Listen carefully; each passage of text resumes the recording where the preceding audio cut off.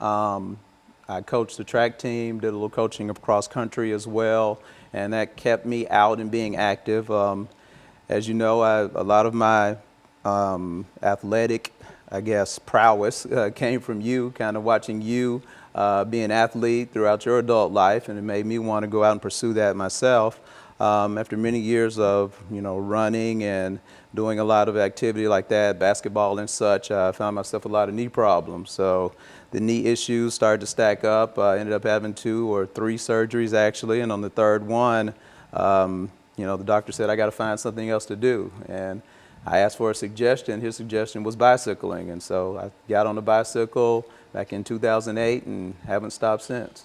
And you've been almost everywhere riding that bicycle, and I've always wondered exactly how in the world you become so committed to riding off to Memphis and wherever and riding every day.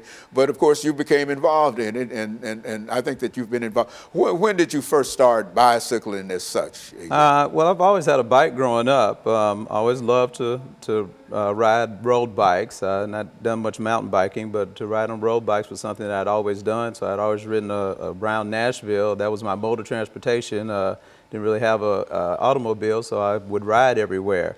During my years at Tennessee State University, my fraternity, Alpha Phi Alpha Fraternity Incorporated, back in 1989 decided, hey, let's do something crazy. Let's ride our bike from here to Memphis. And nobody believed that we actually did it or that it could be done, but we got on our bikes then and we started what we call the Bike-a-thon. So the Bike-a-thon from Nashville to Memphis happens the second week in September every year. It's associated with the Southern Heritage Classic in Memphis, Tennessee. So we take off on a Thursday night. We ride 100 miles, 120 miles to Jackson, Tennessee.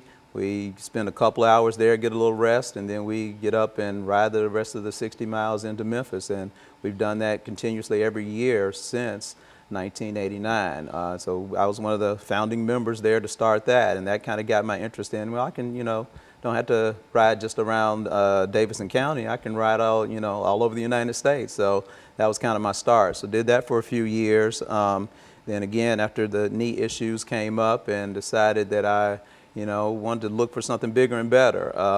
In 2008, 2009, I would go on what we call century rides, do a 100-mile ride here and there, do 2 or 3 of those a year, and I was really looking for some more.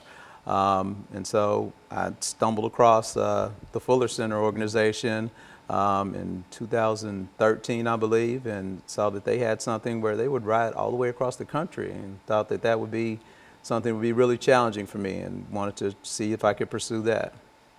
And so this is an activity that we're going to deal with in the second segment, because I think that you've got some images of you and the work that you are doing around the Fuller Center, Corporation, and et cetera, and how important that is. And so why don't you make a statement over the last 30 seconds in reference to Fuller Corporation itself. What is that?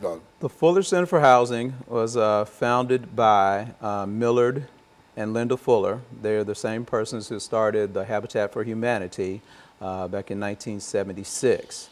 In 2005, he left the Habitat for Humanity and